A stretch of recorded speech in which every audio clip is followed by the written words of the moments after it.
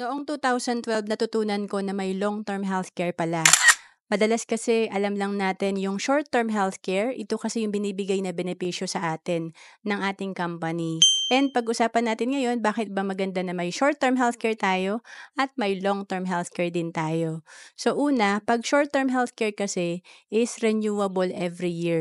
And pwede nang hindi ma-renew kapag tayo ay naging sakitin na. Unlike sa long-term healthcare, itong long-term healthcare natin, individual plan to. So pag nakuha na natin on the first year, guaranteed na 'to na mare-renew hanggang sa 20 years na contract. And pangalawa, sa short-term healthcare, no accumulation of unused health fund. Ibig sabihin, kapag nagkasakit tayo o hindi, goodbye na sa premium. Sa long-term healthcare, kagaya ng Kaiser, ito yung pag hindi tayo nagkasakit, during the first 7 years na nagbabayad tayo, may return of premium na up to 85% ng binayad natin, ibabalik sa atin on maturity. And pangatlo, no renewal at age 61.